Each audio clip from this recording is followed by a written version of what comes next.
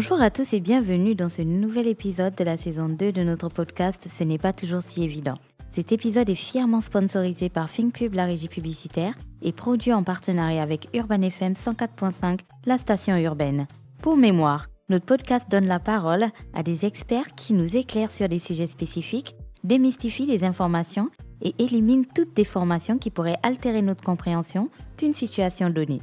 Vous pouvez écouter ce podcast sur YouTube, Deezer, Spotify, Apple Podcasts ainsi que sur Urban FM 104.5, la station urbaine. Aujourd'hui, je vous invite à découvrir une des figures les plus dynamiques des médias de notre pays. C'est intéressant de voir que lorsque l'on pratique ce métier, de nombreuses personnes, vous, chers auditeurs et auditrices, vous avez souvent une image de nous, une perception de qui nous sommes, que vous avez forgée au fil des ans, au fil des mois, au fil des semaines, du fait de nos interventions, de nos actions, de notre présence sur les réseaux sociaux, bref, la somme de plein de petites choses. Cependant, il est important de noter que malheureusement, l'image que vous avez représente souvent une infime partie de qui nous sommes réellement. C'est pour cette raison qu'aujourd'hui, je vous invite à découvrir, et non pas redécouvrir, mais bien découvrir qui est Freddy Koula.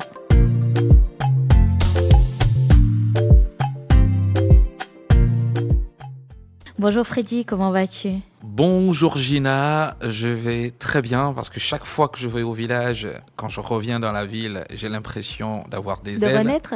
Oui, de renaître, d'avoir des ailes et surtout, il y a cette sensation de l'idée qu'il n'y a rien qui peut vous arriver après avoir, pas contenté, mais après avoir fréquenté les siens, après avoir écouté les anciens, après avoir discuté avec sa mère, parce que ma mère, elle vit à Moabi, elle préfère y être et chaque fois que je la vois, c'est un baume. C'est une vraie couverture, une vraie carapace que je me construis. Et puis quand je reviens à Libreville ou quand je vais en France ou quand je voyage, je suis blindé comme on dit. Mais bon, c'est génial, dans tous les sens d'ailleurs, nous les Bapounou. Nous avons une très très longue histoire ensemble, Freddy. On se connaît depuis très très longtemps. Mais d'aussi loin que je m'en souvienne, je pense que c'est la première fois que j'étais en interview comme ça, face to face. Et donc merci d'avoir accepté de te prêter au jeu et d'accepter de me prêter 52 petites minutes de ton temps pour me parler un petit peu de toi. Merci Gina, d'autant plus que ma première embauche, quand j'étais étudiant, c'est toi qui m'avais donné ma première paye. Les gens ne savent pas, mais j'ai été chroniqueur pour l'écriture de Traumatix. Le site www.traumatix.com qui est toujours actif. Et la première fois que j'ai perçu un petit salaire, j'avais écrit, je pense, une dizaine d'articles, 30 000, c'est toi qui m'avais filé cette paye. Et j'en garde un super souvenir. En plus du fait que tu sois une fille d'une grande intelligence et très dynamique. Dans ce métier-là, je pense que tu es une référence aussi. Merci. Alors, d'abord, je tenais à te présenter toutes mes félicitations parce que tu es un nouveau papa. Donc, félicitations à toi, Freddy. Félicitations aussi à la maman parce qu'on oublie toujours de dire félicitations aux mamans. Hein. On porte 9 mois, on pousse, on souffre. Non, en ce moment, je suis en train de faire l'eau chaude. C'est moi qui fais l'eau chaude. T'as vu? Non, non, mais quand même. Non, mais bravo. Bravo à toi. Mais félicitations, bravo maman. On t'embrasse très fort. Bravo pour ce petit ange. Donc, ça me permet du coup d'ouvrir la voie sur la première question. Freddy, qui es-tu? Donc, une question très personnelle. Qui es-tu? D'où sors-tu? Pour être un petit peu plus trivial. Parce que la plupart des gens t'ont vu débarquer comme ça sur les réseaux sociaux. On ne sait pas qui tu es. Hein. C'est vrai, je suis un no-name. C'est vrai que cette question de qui es-tu, elle est fondamentalement importante. Et c'est vrai que en me posant cette question, du coup, je me souviens il y a quelques heures d'ailleurs. Je pense que hier, j'étais à Moabi. Et du coup, la question de qui je suis, je me la suis même posée en étant là-bas, en regardant un peu le parcours que j'ai pu faire. Les gens voient peut-être le Freddy Koula du coup qui est devenu, parce que quand on dit je suis un no-name, mais la vérité c'est que je suis un self-made man aussi. Je me suis conçu tout seul ou presque. Aujourd'hui j'ai 34 ans, j'ai eu 34 ans le 24 mai dernier. Mais en fait j'ai une histoire qui est aussi particulière que celle de beaucoup de Gabonais ou beaucoup de gens dans le monde entier. Et j'en discutais avec ma mère justement, et puis je lui disais mais tu te rends compte d'où on est parti, d'où je suis parti? Bah justement, dans cette longue lignée, on voit que tu pars de loin, tu pars de vraiment une zone rurale et c'est pas une figure de style. Tu Une braves zone un rurale petit est peu. enclavée parce que Oui. Moabi, il y a pas la route. Pour y arriver, c'est galère. Il faut monter, il faut descendre. Ouais. Bref, c'est un endroit un peu Tu oublié du braves monde. les difficultés et pour passer un petit peu rapidement et arriver à cette période où du moins tout le monde te connaît, je pense qu'on est arrivé, tu l'as un petit peu effleuré quand tu as dit que c'est là que tu découvres le foot. Mais du coup, c'est à quel moment que tu t'es dit que le foot, le sport du moins, et la communication, c'est la voie que tu allais suivre dans ta vie? C'est à quel moment? Donc, en fait, je suis obsédé par l'idée de ne pas m'ennuyer. Donc, j'ai dit dès le début qu'en fait, je suis un peu un paresseux. Ça, je suis d'accord.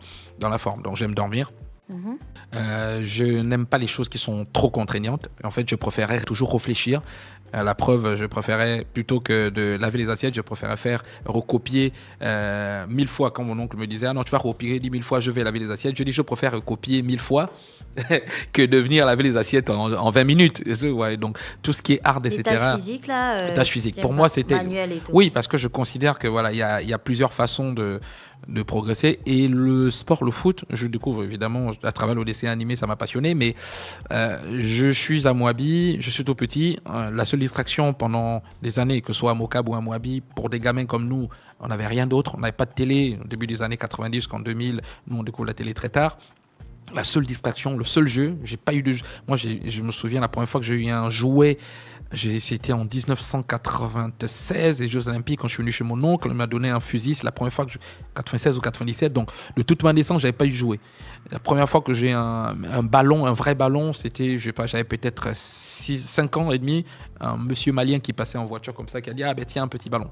Donc, mais le football a été pendant longtemps, pendant tout petit, pour nous les gens du Sud et nous les gens démunis là, où tu sors, tu vas trouver quelqu'un qui a un ballon, vous êtes 10, vous courez derrière. Donc ça a été ça la seule distraction et pendant longtemps c'était ça.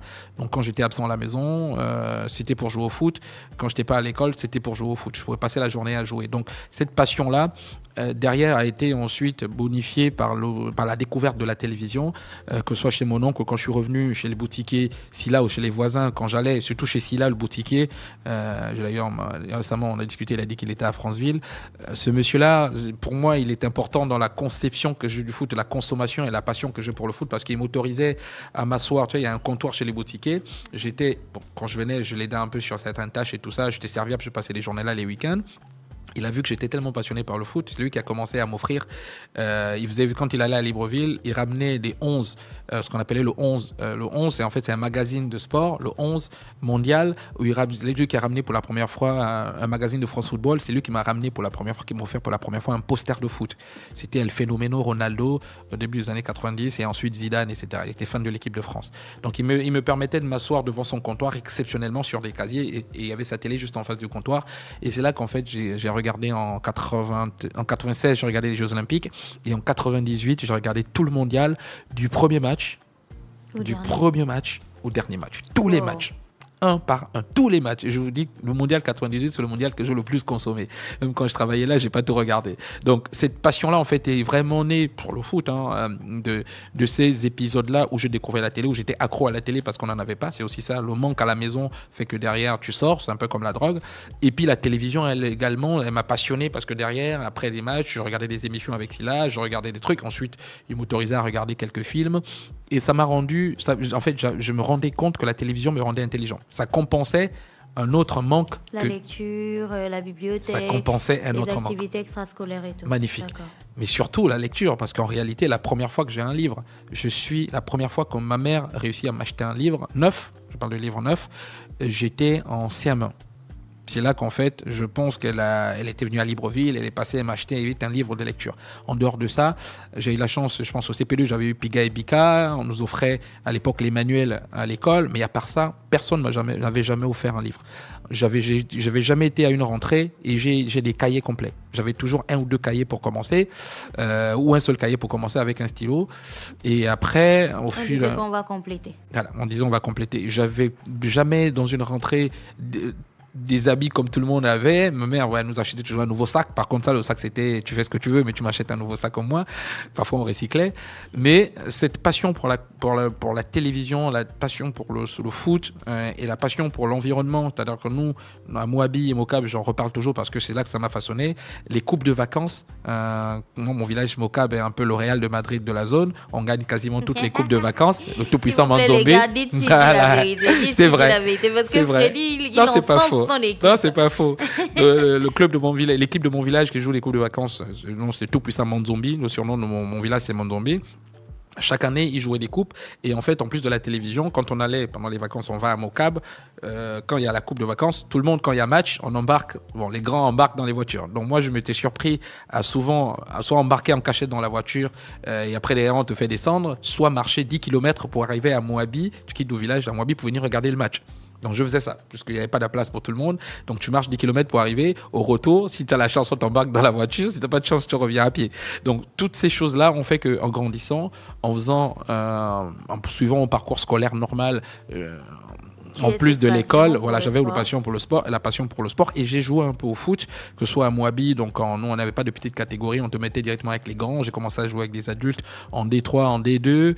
Quand je suis allé au lycée, au collège, je jouais, j'ai pratiqué pendant un bon moment le foot. J'étais pas très bon, mais en tout cas j'avais un bon niveau, mais j'étais tout le temps sur le banc. Tellement j'étais sur le banc, je me suis épris pour une passion d'analyse pour le sport. Donc je connaissais tous les footballeurs, que ce soit au village, je connaissais les joueurs de toutes les équipes des vacances, je connaissais tous les joueurs de toutes les équipes pendant la saison régulière à Moabi et Tubanga. Quand je suis venu à Mouila, c'est pareil, les bons footballeurs, je connaissais tel est gaucher, tel est bon, etc. Donc en parcourant notamment ma vie, donc quand je suis sorti de Moabi après avoir eu le CEP, parce que j'ai eu le CEP à l'école Saint-Kizito de Moabi. Ensuite, je suis allé au collège Édouard Mousseau de Moabi, qui est devenu lycée récemment, très bien d'ailleurs.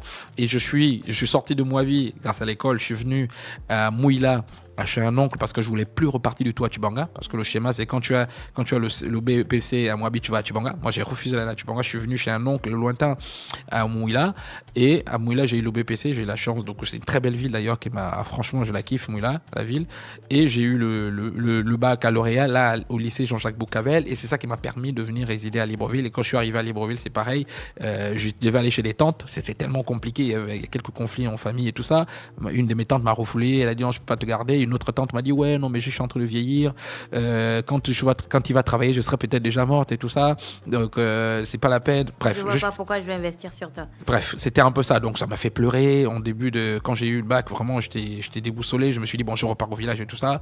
Et après ma soeur avait un petit ami qui avait un cousin qui travaillait au CENU. On a négocié la possibilité que je fasse au dossier, j'ai fait mon dossier, Dieu a fait grâce, j'ai eu une chambre au campus, et c'est à l'université en fait que je me suis bâti en tant qu'homme à l'UOB, qui pour moi est mon vrai laboratoire. Quand tu es arrivé à l'université, tu as choisi quelle formation? Donc quand je suis arrivé à l'UOB en 2009, je me suis d'abord inscrit. En fait, j'étais passionné par la politique. Et là, en fait, en dehors le sport, en fait, ma passion pour le sport, elle était intérieure, enfouie. La vérité, c'est que ma très grande passion, quand j'étais tout petit, d'un point de vue que ce soit scolaire, professionnel, j'avais la perspective de faire un domaine qui est lié à la politique, parce que en réalité, les hommes chez nous, dans le sud, les hommes qui réussissaient étaient les politiciens, ceux qui avaient de l'argent ou ceux qui ont de l'argent. Non. Chez nous, qu'on voit les premiers exemples, des gens qui construisent des maisons, etc., c'est des hommes politiques. Dans ma vie, partout dans le Gabon. Donc, voilà, la passerelle, non, mais moi, les Français, excusez-nous, c'est la vérité. Donc je me suis dit, je vais faire de la politique. Après, c'est vrai que mon oncle, j'ai un grand-père qui j'appelle tonton, le professeur Pierre-André Combila, il est de ma famille.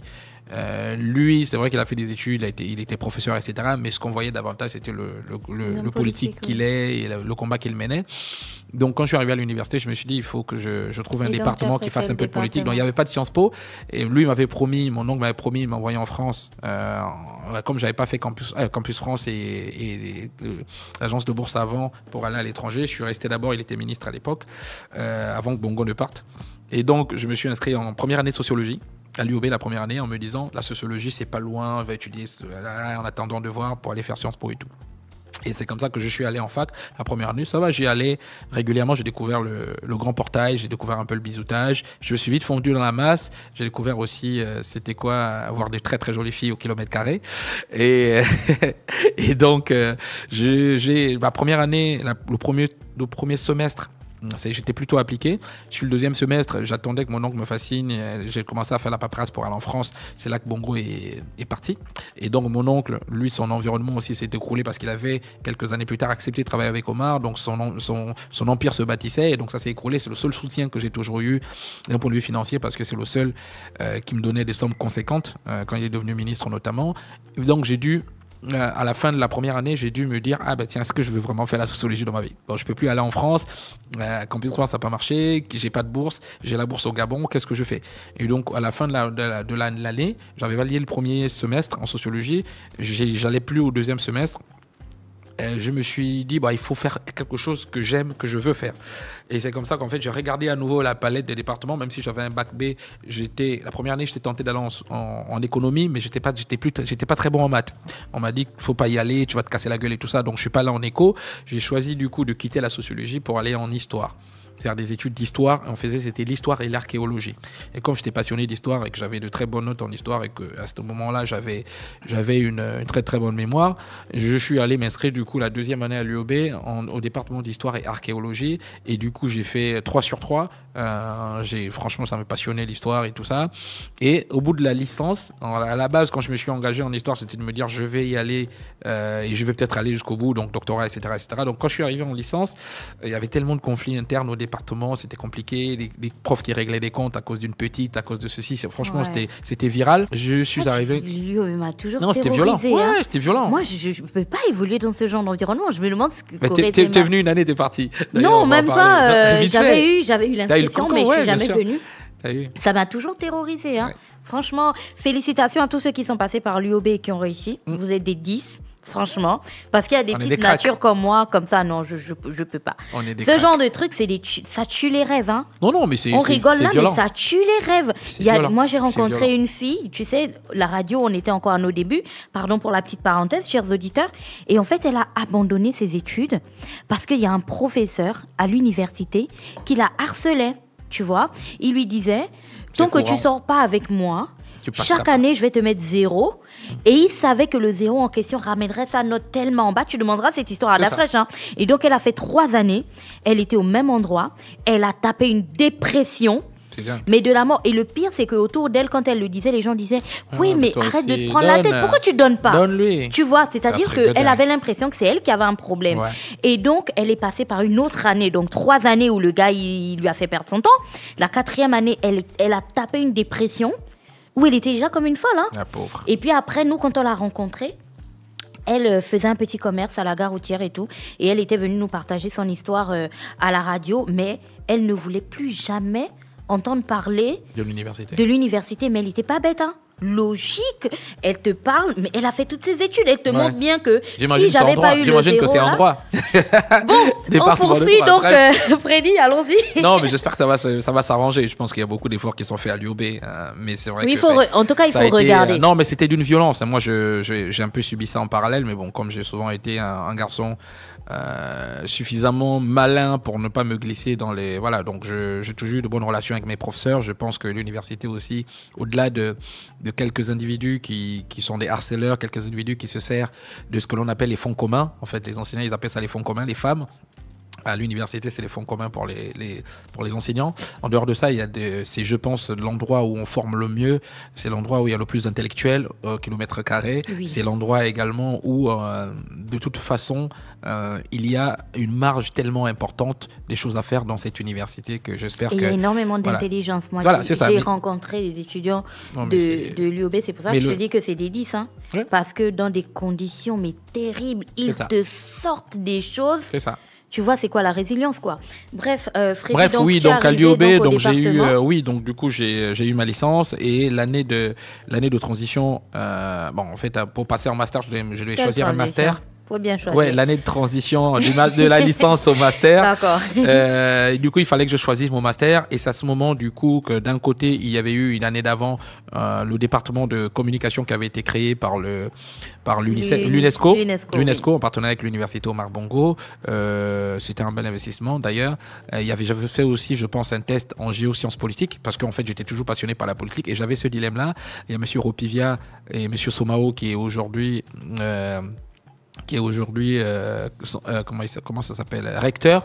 Et il m'avait vu et il m'avait dit que mon profil collait parfaitement et j'avais passé les tests et en géosciences politiques et en communication. Mais j'ai un ami du coup qui s'appelle Mike Dousengi qui lui m'avait convaincu en me disant bah écoute Freddy, moi j'ai commencé au département de com, c'est vachement sympa, et il me disait ah ben tiens, par rapport à ce que tu fais, tu aimes le foot, le sport, je vois que tu es accro à la télé et tout ça, viens. Et c'est vrai que ce petit titre-là a fait que quand je suis allé passer l'entretien au département, je suis tombé sur des enseignants, que ce soit Monsieur Joris Madébé, tous les enseignants qui faisaient le casting. Je pense que tu as fait le même casting un an ou 2 ans après.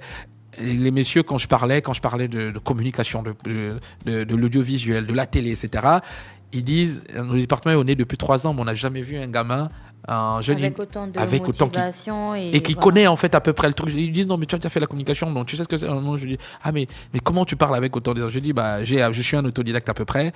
J'ai appris tout ce que je sais en majorité grâce à la télévision, et la télévision, la radio, c'est des passions que j'ai, que je consomme. Donc en gros c'est là que je fais mon master en communication. Je m'inscris en recherche, pas en journalisme, et je fais le master 1, master 2, ça passe, et je soutiens, je pense, au bout de la 3e année. Et après derrière, en fait, en allant en première année de master en communication, j'ai commencé à faire de la radio. J'avais une copine qui était une animatrice. D'après, je venais de partir. Derrière, il y avait une jeune dame, je ne vais pas donner son nom, mais voilà, son surnom commence par un C.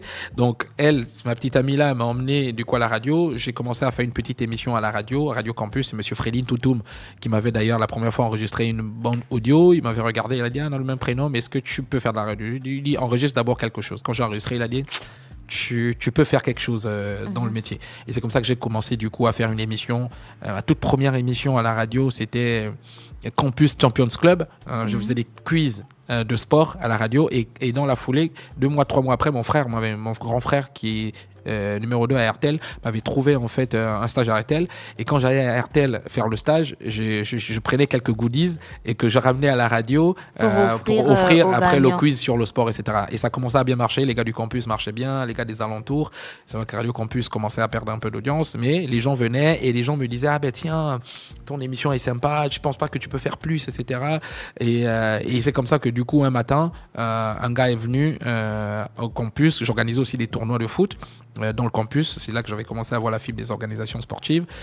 Joël Francoulou, que Dieu ait son âme, le défunt, qui était à TV+, est venu un matin. Il a dit ah mais j'ai entendu qu'il y a un petit à la Radio Campus qui fait des émissions et tout ça. Bon, c'est toi qui organise le tournoi, on finit le reportage, est-ce que tu peux venir raconter ce que tu racontes à la radio là, à la télé? Je lui dis bah pourquoi pas. Il était vraiment trivial lui. Et sympa. Il m'a dit ok, viens lundi, on va voir. Il avait un débat sportif. Du coup, je suis parti le lundi d'après, tout tremblotant. Je suis arrivé à TV+. Ils étaient à l'immeuble Air France. Je pense que je sais pas, au 2e ou au 3e étage. Et je suis arrivé ce jour-là. La première personne que je rencontre en arrivant, c'est Francis Salangabo, Dieu à son âme. Et Francis Salangabo est une référence dans le métier. C'est-à-dire qu'il y a tellement des signes. Donc je suis arrivé, je l'ai vu, il m'a regardé, il m'a à peine salué. Je suis rentré, j'ai fait l'émission. Je tremblais un peu au début. C'était la première fois que je faisais une émission télé. J'avais jamais faite. J'étais autour des journalistes sportifs plutôt connus, et on m'a donné la parole. Je me suis plutôt bien débrouillé. Je pense que j'ai impressionné. Et en sortant, Francis Salangabo, il m'attendait à l'entrée. Il m'a vu et il a dit jeune homme, il avait une voix un peu grave, jeune homme, ça va, c'est la première fois que vous venez. Il dit vous avez la banane. Il dit j'espère que vous allez revenir bientôt, parce que vous avez quelque chose à montrer. Il m'a dit ça, et en fait tous les gars de la télé, TV+, et tout ça, en fait les techniciens et tout ça, ils regardaient comment il me parlait. Moi je voyais pas. Je suis sorti. Quand je suis revenu le lundi d'après, tous les gars ils m'ont attendu. Ils sont peut-être 5, les Carnot, Tano Mengue, même Joël Francoulou me dit tu sais que Francis Salangabo ne fait pas de compliments aux gens. Ils m'ont dit ça comme ça. Ils m'ont dit non, si tu as fait un compliment, C'est qu'il y a quelque chose. Tu vaux quelque chose. Tu as intérêt à revenir et faire les émissions. Donc, c'est comme ça que j'ai commencé à faire des émissions de sport. Et je commençais à avoir un petit succès à la fac, à l'université. Les gens qui aimaient le sport, le truc, disaient que j'étais pas mal. Je veux dire, Freddy, que le commun des mortels, ouais, t'as véritablement découvert. C'était ça, en fait, l'objet de la question. Ouais. D'où sors-tu? On t'a véritablement découvert avec tes interventions sur Canal+, lors ouais, de la CAN. Oui, 2017, tout le pays. C'est là que je suis devenu une grande star. Et ensuite, tu as été chroniqueur sur RFI. Donc, on a eu l'impression que tu as eu une ascension fulgurante. Alors, sorti de nulle part, on ne le connaît pas trop, projeté directement à la télé sur Canal, totalement à l'aise. Rassurez-vous, je n'ai pas été pistonné. Hein. Totalement à l'aise. On se souvient de toi plongeant dans la piscine et tout. C'était vraiment une CAN très fraîche. Ouais. Je veux dire, une CAN vraiment très gabonaise. Oui. Parce qu'à la fois, les contenus, les joueurs et tout. Mais c'était vraiment très frais. Moi, ça ne m'intéresse pas beaucoup le foot. Mais crois-moi, cette CAN-là, comme ta Coupe du Monde 98, cette CAN-là, moi, je l'avais regardée, je l'avais vécue. Tu vois, donc, alors, quel a été... selon toi, comment est-ce que tu es arrivé à tout ça, d'abord, rapidement, pour qu'on puisse finir les autres questions. Donc, comment est-ce que tu es arrivé à tout ça? Et ensuite, quelle a été la recette, selon toi, pour partir de tout ce parcours, donc Radio Campus, TV+, tout ce que tu as vécu, là, les réseaux sociaux? Non, je vous cite déjà par où je suis passé. Donc, j'ai fait TV+. Après TV+, je suis allé à Télé Africa. Snella m'avait pris pour faire la première fois des émissions en direct à la télé, parce qu'il pensait que j'étais suffisamment talentueux. Snella Ange Pambo, que je remercie d'ailleurs. Donc, après TV+, Télé Africa. Ensuite, Télé Africa. Après Télé Africa, j'ai été coopté par la Ligue nationale de foot pour faire pour la première fois la LINAF pour faire le bord de terrain. Quand c'est devenu l'INAFP. L'INAFP, très bien, magnifique. Donc c'est là que j'ai commencé à vraiment cartonner aussi, parce que je faisais des interviews façon Paganelli et tout ça. Et après, j'ai été chroniqueur à Gabon Télévision sur l'émission Espace Jeune. J'ai mon ami Waris qui m'avait emmené, qui avait eu l'émission, ce qui m'a permis de faire une autre classe à la télévision. Et après, quand j'étais à Espace Jeune, j'ai eu la chance de rencontrer du coup toute l'équipe de Samba professionnelle avec Josiane, Maténé, Joël Ndong, Aboubakriba, Amobé Mevebe qui était venu avec Ubiz News, paix à son âme, et Pape Diouf également. En rencontrant Pape Diouf, Joël Ndong et Amobé, ils m'ont en fait... je suis arrivé comme ça dans un atelier et puis ils m'ont dit tu veux faire quoi? Je leur ai dit en ce moment je fais un peu des chroniqueurs, je suis chroniqueur, mais bon, moi c'est l'université, je vais obtenir mon master et puis partir, et moi sinon je fais ça juste comme ça. C'est comme ça que Joël Ndong, Amobé, Pape Diouf m'ont pris dans un coin. Ils voyaient comment je parlais, j'intervenais, ils ont dit toi on te regarde là, toi là tu peux devenir un vrai bon journaliste. Je lui ai dit mais comment ça? Il dit non, ils ont dit fonce dans ce truc là. Ils m'ont pris pendant une 40aine de minutes, ces éminents là, parce que Joël c'est la première grande journaliste que ce pays a connue à l'international. Amobé il avait sa chaîne, Pape Diouf j'étais fan, je suis allé sur les Samba, pour la petite histoire j'avais dû hypothéquer ma bourse, c'était 100 000, j'ai pris 50 000 et j'ai demandé à mon frère 50 000 pour aller payer. Josiane sait que j'étais allé payer, j'étais un des premiers étudiants à aller payer 100 000, j'étais allé à Gabon Review payer parce que j'avais envie d'assister à ces Samba pour rencontrer Pape Diouf. En rencontrant Pape Diouf, j'ai vu Joël qui m'a un peu coaché, qui m'a vu de près, et j'avais rencontré dans la foulée Aboubakriba qui était à Canal. Donc j'ai fait ces Samba et ensuite ces Samba m'ont permis, ensuite derrière Josiane m'a aidé à rencontrer le coordinateur des Samba qui s'appelle monsieur Jean-Bé Burlot, un Européen qui coordonne la tropicale et les marathons aussi. Et ce monsieur, en me voyant la première fois, je faisais une chronique sur le marathon. En me voyant la première fois interviewer quelqu'un sur ma chronique d'Espace Jeune, il est venu vers moi, Benjamin Burlot, il m'a regardé, je ne sais pas quel âge j'avais, il m'a dit que je suis au Gabon depuis peut-être 17 ans, donc 15 ans, 16 ans, 17 ans, parce qu'il a lancé la tropicale. Il dit, j'ai jamais vu un jeune qui est aussi à l'aise avec le micro, et des jeunes comme toi, j'en ai pas vu dans le pays, et il y en a pas beaucoup. Donc je pense que si tu continues, il m'a dit ça comme ça, on était au stade de l'amitié autour, il y avait des bénévoles, et il m'a dit, si tu continues à faire ce que tu fais, tu vas devenir le meilleur journaliste de ce pays. Il m'a dit ça comme ça. Et j'ai les pris, je suis allé chez moi, j'ai réfléchi. Et dans la foulée, lui a parlé avec Aboubakriba, plus il avait fait venir les mecs de Canal, en lui disant, après la tropicale, en même temps, il m'avait amené sur la tropicale faire des chroniques. J'avais été bon sur les chroniques, des off sur la tropicale. Il m'a présenté Aboubakriba, il m'a présenté au directeur Afrique de Canal+, qui s'appelle Pierre Schwetzeg, monsieur Benjamin Burlot, et il a dit au mec de Canal, il est pas mal, il faut le coacher. Et moi, je lui ai demandé au directeur de Canal, je lui ai dit au directeur des chaînes de Canal, Pierre Schwetzeg, en disant, mais je veux un t-shirt. Il m'a dit au Radisson Blu, il m'a dit, je te donne pas de t-shirt maintenant, je te donnerai des t-shirts le jour où tu travailleras pour Canal. Et ce truc-là qu'il m'a dit, comme ça, il m'a regardé, il m'a dit, le jour où tu travailleras pour Canal. Ce truc qu'il m'a dit, Putain, ça m'a fait tilter, mais je me suis dit, putain, il y a un truc qui a tourné dans ma tête. J'avais eu le vertige limite, et puis je me suis dit, mais c'est une blague là. Et dans la foulée, quelques mois après, il y avait eu un partenariat avec UBiz News. Les Samba professionnels avaient la possibilité d'envoyer deux Gabonais en France pour un petit stage à UBiz de 2-3 mois. Et en allant en France, Aboubakry du coup a proposé à M. Burlot et à Josiane, surtout à Josiane, que je vienne passer une immersion à Canal. Donc Aboubakry Ba, le Sénégalais, lui m'a permis du coup d'entrer chez Canal. Donc je ne suis pas allé chez UBiz News en allant en France, je suis allé chez Canal+. En arrivant, je devais juste faire de l'observation, mais en fait c'est devenu un stage de 3-4 mois. Je suis resté un peu plus longtemps, je venais là tous les jours à la rédaction, ils m'ont appris c'était quoi un journaliste, ils m'ont appris à monter les émissions, ils m'ont appris comment on diffusait les émissions, comment on les produisait, comment les matchs étaient retransmis. Bref, j'ai assisté à toutes les grandes émissions de Canal, et ça c'était à Canal Afrique. Et Philippe Doucet, qui venait, que je découvrais également, m'avait pris aussi sous son aile, elle m'avait un peu chippé à bout, donc du coup je suis allé découvrir Canal France aussi, j'allais assister à des émissions de Canal qui fait des productions en France, au Canal Football Club, etc. Ensuite on est allé passer une semaine, je suis allé passer une semaine chez Harry Roselmack, également qui était le parrain des Samba, on allait observer comment se construisaient les émissions 7-8 et tout. Bref, ce passage à Canal en stage, alors que j'étais en train de terminer à peine mon master, m'a permis en fait en revenant d'avoir une envie de faire du journalisme pendant une période. Donc j'ai dû me dire, je viens de terminer mon master, est-ce que j'avais le choix entre directement aller en thèse en France ou rester un petit moment pour travailler? J'ai pris la décision de rester volontairement au Gabon en me disant, je vais rester au moins une année, je vais bosser un peu dans le journalisme, je vais voir ce que ça donne. Et quand je suis arrivé, concours de circonstances, on venait de lancer Gabon 24 et Alain-Claude Biliminzé, qui était chez vous d'ailleurs, qui a été très bon et que je trouve dans le métier de communicant en tant qu'autodidacte a été formidable. Il est formidable dans le métier parce qu'il a fait aussi du journalisme. Il m'avait mis en entretien en disant, ah ben tiens, on va créer Gabon 24, ce serait bien que tu viennes, ton profil peut correspondre. C'est Madame Rose Ogwebanja qui m'avait d'ailleurs aussi motivé. On est allé à Gabon 24, je suis resté une année, je suis allé au lancement, c'est là que je me suis perfectionné en tant que journaliste et derrière c'est là que ça a vraiment décollé. Canal m'appelle dans la foulée, peut-être 6 mois après quand il me voit en disant, nous on veut une chronique pour Talent d'Afrique qui va commencer à lancer le début de la CAN. La CAN c'était dans 6 mois, il faut faire quelque chose. J'ai eu une idée, je lui ai dit, bon écoute, on va faire une chronique qui va s'appeler C'est déjà la CAN. C'est moi qui leur ai proposé. On a peaufiné l'écriture avec le rédacteur en chef Nicolas Patoun.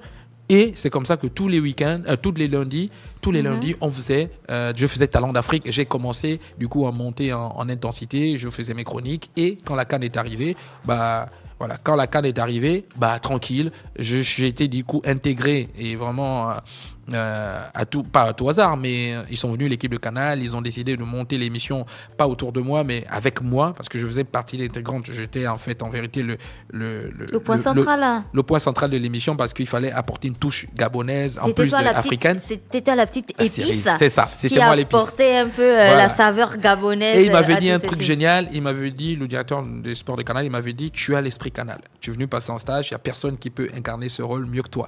Et cet esprit Canal-là, on veut que tu l'africanises aussi. C'est comme ça qu'en fait j'étais en roue libre. Il me disait fais ce que tu veux, voilà juste les limites à ne pas faire dans le métier, voilà ce que tu ne peux pas dire et tout. Et c'est comme ça que j'étais dans la mise, j'ai sauté. Et c'est comme ça qu'en fait ma carrière a vite grimpé en tant que journaliste. Et quand j'ai fait ça, en fait, ça a changé un peu mon environnement. C'est la première fois que je gagnais aussi beaucoup d'argent dans le journalisme. Je pense que j'avais eu entre 25 et 30 000 euros quelques mois plus tard. Pareil, quand je faisais les chroniques. Et ce métier, il m'a fait comprendre qu'en fait, ça t'ouvre plus de portes que de t'apporter de l'argent. J'ai connu un grand nombre de personnes. Ça m'a ouvert d'autres portes. Donc, j'ai surfé du coup entre la passion et l'amour pour la communication que j'ai découvert. Ma passion pour le foot également était devenue en fait un confort. Alors, on comprend donc de tout ce que tu as dit que lorsque tu es reparti ensuite en France il n'y a pas longtemps, c'était pour finaliser ta thèse. Oui, donc en fait, après la CAN 2017, j'ai fait un burn-out, mais en fait, je suis tellement monté. Donc, tu disais tout à l'heure que c'est une ascension fulgurante, mais je pense que personne n'a jamais fait ça dans ce pays. À un moment donné, ça donne le vertige. Forcément. C'est ça. En fait, c'est vraiment un ascenseur. Je suis monté, voum. Et en fait, mon succès était devenu incontrôlé. Quand je marchais, les gens me reconnaissaient partout. C'était passionnel, mais infernal aussi. Je n'étais pas véhiculé, je sortais de l'université, les filles me couraient après, etc. C'était devenu un peu bordélique. Et le Gabon était devenu petit pour moi. J'avais envie de faire plus. C'est comme ça que Canal m'avait proposé de faire les tours cyclistes aussi. J'avais fait les tours cyclistes avec eux. Et après, TV5 Monde, quelques temps après, m'avait aussi appelé pour faire les tours cyclistes. Joël m'avait pistonné. Quand je finis la CAN 2017, RFI me récupère en me disant, je fais des émissions déjà ici. La directrice de RFI me dit, si tu viens en France, on te prend comme chroniqueur. Comme ça. J'avais, je sais pas quel âge j'avais, 26 ans ou 25 ans. Et c'est comme ça que, du coup, j'ai réactivé mon directeur de thèse en disant, moi, je vais peut-être venir finalement faire la thèse, je vais rentrer en France. Et donc, j'avais, du coup, à la fin de l'année à la fin de la CAN, donc c'était, je pense, mars-mai, je m'étais pas inscrit la première année en thèse, donc je devais m'inscrire l'année d'après, mais il y avait une année un peu sabbatique. J'avais démissionné de Gabon 24 parce que j'avais tout mis sur Canal, donc je faisais des chroniques par-ci, mais c'était pas quelque chose pour moi il fallait que je fasse quelque chose de in situ. Donc c'est comme ça que je suis allé à Paris. Je suis allé faire une année préparatoire à la thèse à Panthéon-Sorbonne. C'est là où il y a l'IFP, l'Institut français de presse. C'est très réputé, la première grande université en termes d'audiovisuel et tout ça. Donc je suis allé faire l'année préparatoire à thèse. Donc je fais ce qu'on appelle un diplôme universitaire, qui était l'équivalent du DEA. Je l'ai fait pendant toute l'année, ce qui m'a permis de rester, de faire des chroniques chez Canal et de continuer à faire du consultant chez RFI, et ce qui m'a en fait emmené à grandir dans le métier et devenir un peu une référence. Donc j'ai fait, en plus de Canal, TV5 Monde, RFI, et plus récemment, il y a 2 ans, j'ai été Senior World TV. Tout ça m'a saturé au bout d'un temps. Ce parcours-là dont je vous raconte professionnellement, je l'ai fait en une dizaine d'années. J'ai commencé en 2013, 2023, 2022, en fait, j'étais à bout par rapport au métier de journaliste, par rapport à la communication. Je me suis toujours considéré comme un footballeur. Je suis un footballeur qui est parti du centre de formation au Gabon dans un petit club ou au village, un club du village, qui est arrivé au Real de Madrid et au Barça. C'est-à-dire que ce soit chez Canal, que ce soit chez RFI ou que ce soit chez New World TV, parce que j'étais au Qatar pour la Coupe du Monde. Il me fallait faire autre chose. Et cette autre chose-là, en fait, j'ai toujours anticipé. On en revient à ma passion originelle, qui est un peu la politique, pour pouvoir accompagner d'un point de vue de la communication, tout ce qui est environnement politique. Et c'est comme ça que je me suis retrouvé, pas par hasard, dans le monde politique il n'y a pas longtemps. Ben justement, je pense qu'il y a une bonne partie des questions qu'on ne fera pas. Ça, ce sera peut-être si on fait une saison 2 avec Freddy. Et je suis désolé, je parle beaucoup. Par contre, je vais rapidement... C'est bien que tu aies fait la petite intro à la question. Freddy, tu as toujours présenté le sport comme ta passion et ta raison de vivre. C'est ce que les gens ont vu de toi, de tous tes passages que tu viens de présenter, de toute cette évolution. On sait que Freddy égale sport. Freddy égale football. Alors égale communication, parce que je suis diplômé en communication. Bon, égale sport, football, communication en sport et en football. Communication sportive. Du coup, comment est-ce que tu expliques ta présence en politique? C'est vrai que depuis là, tu n'as pas arrêté de le dire. Tu vois que tu avais quand même un peu ça et tout, mais comment tu expliques ta présence lors de la campagne électorale de 2023 aux côtés d'Ali Bongo, le président déchu? Mais parce que, en fait, d'événement à événement, ça c'est d'abord sur le plan organisationnel, j'ai toujours été dans cet environnement-là, que ce soit la Tropicale Amissa Bongo que je couvre depuis 2015, que ce soit les marathons, j'ai été speaker sur la Tropicale également, j'ai été journaliste, donc je côtoyais le monde politique, je le côtoie. En plus de cela, en tant que journaliste, je pense que j'ai été un journaliste pendant une dizaine d'années à peu près, suffisamment engagé pour pouvoir à la fois titiller les politiques, pour pouvoir à la fois bouger certaines lignes. D'ailleurs, sur les polémiques, pas les polémiques, mais toutes les questions autour des abus sexuels, toutes les questions autour de l'homosexualité dans le monde du foot, etc. D'être impertinent souvent et d'être voilà, donc je pense que j'ai été le premier à dénoncer ça. De menacer certaines personnes. On disait même que tu étais en conflit avec le patron de la FEGAFoot. Non, oui, en plus qui est un parent. Donc oui, c'est pire que le conflit, parce qu'à la FEGAFoot, j'étais devenu un peu le diable. Certains sont allés très très loin. Ils sont allés à menacer de mort. Faut dire à Eto comment tu as fait pour sortir de tout ça. Voilà, tu vois. Donc certains m'ont menacé de mort, la FEGAFoot. Bref, donc j'ai été suffisamment en conflit, suffisamment engagé, et même j'ai engagé quasiment ma vie et ma vie professionnelle aussi, parce qu'ils sont arrivés quand j'avais dénoncé les abus sexuels, notamment sur les jeunes filles et tout ça. Ils sont allés à la HAC, etc., me faire suspendre 6 mois, 7 mois. Donc ça m'a touché dans ma chair. Et en fait, j'ai compris qu'à un moment donné, en fait, le journaliste que j'étais était en train de sortir un peu du cadre du simple journaliste qui lit un communiqué, bon, pas qui dénonce, mais qui informe. J'étais devenu, en fait, un journaliste référence dans le domaine, parce que je pense que je l'ai été ou je le suis. Et puis derrière, il fallait que cet engagement aille au-delà de la simple dénonciation, du simple regard, de la simple dithyrambe, parce que, bon, beaucoup de gens dans le sport veulent qu'on soit simplement dithyrambique, mais la critique, elle, était davantage constructive. Chaque critique que je faisais, je pense que je serais allé en prison, sinon j'aurais payé une amende. Chaque critique que je faisais, chaque information que je donnais, j'ai toujours eu un minimum de respect, que ce soit du code de déontologie ou même de l'éthique. Donc cet engagement-là, je me suis dit, je ne vais pas m'arrêter seulement à dénoncer. Je me suis dit, je vais aller sur le terrain. Et le terrain, ce n'est pas que le terrain du jeu, ça doit être le terrain de l'influence. Et c'est ça qui m'a emmené un peu sur la campagne, parce que après avoir créé mon club de foot, je considère que j'ai une influence et j'ai un mot à dire dans l'organisation du sport et du football.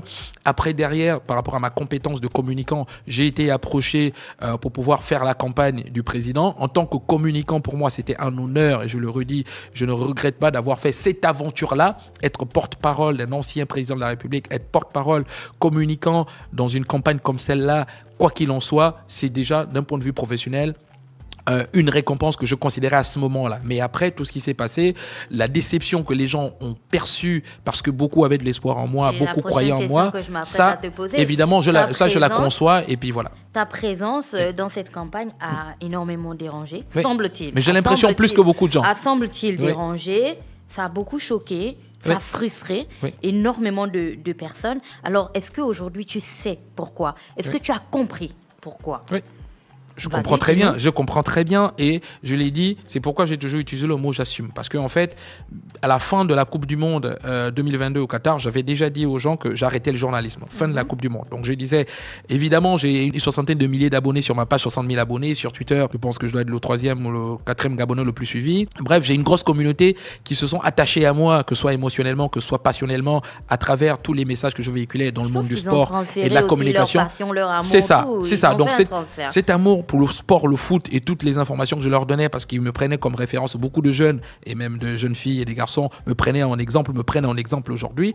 La frustration qu'ils avaient vis-à-vis des politiques, la frustration qu'ils avaient vis-à-vis de l'ancien président, du régime, de tout ce qui tournait autour, ils l'ont déchargé sur toutes les personnes qui les soutenaient de près ou de loin. Donc oui, j'étais aux premières loges, j'étais au front, comme on dit. J'étais au front parce que je considérais que pour moi, en tant que communicant, en tant que porte-parole, je n'avais pas le choix, entre guillemets. Parce qu'à partir du moment où j'ai dit oui pour porter la parole de quelqu'un, je la porte. Et en tant que communicant, je suis comme un militaire, je suis comme un avocat, je défends d'abord la cause. Il est vrai qu'on peut interroger la morale. Et c'est là d'ailleurs que je comprends la frustration des gens en se disant « Ah, mais Freddy qui a souvent dénoncé. » Mais non, je n'ai jamais insulté Ali Bongo, je n'ai jamais insulté les gens du pouvoir. J'ai souvent dit que le sport peut bien être mieux organisé. La vie sportive, que ce soit les projets sportifs peuvent être mieux construits. Les athlètes peuvent être mieux considérés. Et si, Gina, je termine par là, si je me suis engagé d'une façon ou d'une autre avec les politiques, c'est parce que je considérais que je pouvais également être proche de ceux qui décident pour les gens que je défendais ou pour les causes que je défendais. Je défendais ces 10 dernières années des causes principales qui sont liées au traitement des sportifs, au traitement des sportives, à la gestion du sport, au développement du sport, à la politique sportive. Sauf que, vous parliez de comment est-ce qu'on switch du sport à la politique. En vérité, le sport est conçu par la politique. Donc, toutes les décisions sportives sont toujours liées aux décisions politiques. Il n'en arrive pas une. La loi du sport, c'est les politiques qui l'ont conçue. Qu'il s'agisse aussi des politiques sportives. Si on dit aujourd'hui qu'on doit construire un terrain de foot, c'est les politiques qui le décident. Si aujourd'hui les Panthères consomment énormément d'argent, un match de Panthères, c'est à peu près 1 milliard qui s'envole, et que le championnat local aujourd'hui, lui, n'est pas financé alors qu'il ne coûte que 2 milliards. Il y a 5 matchs des Panthères à l'année, ça fait 5 milliards. Le championnat, il trime aujourd'hui. C'est des choix politiques. Pas les chiffres comme ça. Non, mais c'est vrai. Non, j'ai dit en moyenne. Non, c'est pour dire en fait que c'est à la fin, c'est des choix politiques, mais qui doivent pouvoir être éclairés par des gens qui sont à la fois passionnés, à la fois connaisseurs. Qui comprennent, exactement. Non, il y a des gens qui comprennent, mais les connaisseurs, il n'y en a pas beaucoup. Et moi, j'ai de la chance. On est nombreux aussi dans ce cas-là. Moi, je considère aussi que je suis connaisseur. À la fois comme dans mon expérience de journaliste, à la fois parce que je côtoyais le très haut niveau, que ce soit dans les médias sportifs ou même pour le fait d'avoir fait des compétitions internationales, même des compétitions au Gabon. J'ai suffisamment d'expérience pour être éclairé. Et cet éclairage-là, il faut l'apporter à ceux qui décident ou être là où on décide. C'est aussi ça, le côté sous-jacent de mon engagement politique. C'était de me dire, on me donne une possibilité, plutôt que d'être simplement parleur, d'être à côté de ceux qui peuvent orienter les politiques. Et je sais, et Dieu sait, et les gens le savent. Moi, je suis suffisamment généreux, les gens le savent, ceux qui me côtoient, que ce soit mon club de foot, je paye des études, tu le sais, à des filles dans mon club, le programme éducatif. Je suis suffisamment éclairé, suffisamment lucide pour savoir que si je suis à un endroit où on décide du développement du sport ou même de la communication, je vais donner des points de vue où je vais orienter pour que les gens profitent au maximum. Et c'était ça le sens de mon engagement, peut-être mal interprété, peut-être mal compris. J'étais au village récemment, je suscite un espoir, on est nombreux à susciter de l'espoir, et il n'y a aucune personne au village qui est venue vers moi en me disant « Freddy, tu as mal fait en t'engageant en politique ». Au contraire, ils se sont dit « c'est un espoir pour nous le fait qu'il soit allé et il va penser à nous ». Parce qu'aujourd'hui, je peux vous dire, là j'avais un combat sur le sport, la communication, le football, etc. Mais mon combat aujourd'hui, c'est de se dire il faut qu'on regarde les territoires oubliés comme le nôtre. Il faut qu'on regarde Moabi, il faut qu'on regarde le sud du Gabon. Pourquoi le sud du Gabon? Pourquoi la route Moabi, Mbadi Moabi est toujours dans un état incroyable. Pourquoi les ponts sont coupés? Pourquoi ce village est oublié? Pourquoi, alors que c'est un village historique, Moabi Mokab, qui a vécu la bataille de 1911 avec Nyonda Makita Mavrolemandien, qui a repoussé les colons, pourquoi ces endroits-là sont oubliés? Pourquoi des villages ou des districts comme Mourindi, avec une église magnifique, Notre-Dame du Mont-Carmel de Mourindi, est oubliée? Pourquoi cette zone-là n'a pas de route? Pourquoi il n'y a pas de courant? Pourquoi les gens dorment dans le noir? Voilà, ce sont des combats parallèles, mais il faut partir de quelque part. Parce que tu penses que tu estimes qu'étant donné que toi tu es un enfant du village et que tu es sorti, tu vas pas faire l'égoïste, il faut que tu arrives à apporter la lumière aux autres. Je considère aujourd'hui que je suis peut-être la personne la plus connue de mon village sur le plan international. Je ne peux pas ne pas faire profiter de ça à mon village, mais pas que. Je ne peux pas ne pas faire profiter de ça à mon pays. C'est pourquoi j'ai fait le choix de ne pas repartir au Gabon. J'aurais pu après la campagne repartir en France, m'asseoir à Paris avec mon fils tranquillou. J'ai décidé de rentrer au Gabon, m'asseoir au Gabon, trimer avec tout le monde, me battre, repartir de zéro, que ce soit dans la politique ou dans les projets, avec la tête haute et surtout avec humilité. Freddy, malheureusement, chers auditeurs, on avait tellement de questions. Je vais être invité au Dafres Morning. On avait tellement de questions. On va parler de Moabi. Mais je pense que ça, ce sera pour l'épisode 2 du podcast. Exceptionnellement, je pense que je vais faire un deuxième épisode avec toi parce que la partie la plus croustillante de mon interview venait après, mais malheureusement, on n'a plus. Demande aux gens, est-ce que vous voulez me voir en deuxième partie? Ce serait bien. Là, ils m'ont découvert. Envoyez les messages et vous dites si vous voulez la deuxième partie. Mais c'est vrai parce que c'est vrai que là, il y a les perspectives. Alors, cette deuxième partie, Freddy, je voulais vraiment que l'on parle de comment tu as géré tout ce déferlement de haine parce que tu as eu tellement d'amour. Souvent, donc qui était proportionnel à peu près à la haine. Et après, tu as eu tellement de haine aussi. J'ai vraiment envie de savoir comment tu as traversé tout ça. Mais surtout, j'ai envie qu'on parle de ton travail de maintenant. Après tout ça, après tout ces remue-ménage. Comment j'ai débarqué au dialogue, comment je fais la communication. On t'a retrouvé sur le dialogue national et en première ligne. Et après, je vois que tu es aussi très actif, notamment avec des actions que tu mènes pour les populations de Moabi et de Mokab, notamment. Et Mourindi aussi. Donc, je voulais vraiment que l'on parle de ça. Donc, si vous voulez que Freddy fasse un épisode numéro 2, dites-nous en commentaire, envoyez-nous des messages. Mais c'est la fin. Je pense que je suis un bon client, il faut que je revienne. C'est la fin pour ce premier épisode avec Freddy Koula. C'était l'occasion de découvrir qui est Freddy Koula. J'ai adoré ton histoire, Freddy, que je connaissais déjà en partie. Parce que, comme je le disais en intro, toi et moi, on se connaît depuis plusieurs années déjà. Et je suis j'ai le droit de dire que tu as été mon crush pendant une période. Je suis toujours aussi admirative. Elle va me tuer, Kael. Mais chérie, je t'aime. Oui, il t'aime beaucoup, je confirme. Je suis toujours aussi admirative de ton talent et de ta personne. Donc, merci d'avoir accepté. Je vais t'inviter pour la deuxième partie de notre podcast. Chers auditeurs, nous, on se retrouve la semaine prochaine avec un autre invité, tout aussi intéressant que celui de cette semaine. Je remercie au passage Ivanov pour son temps et toute l'énergie qu'il met. Ivanov, le champion de la Medias Cup. Voilà. Qu'il met à produire ce podcast. Nous vous embrassons très fort et on attend de voir si vous voulez la deuxième partie avec Freddy. Au revoir à tous.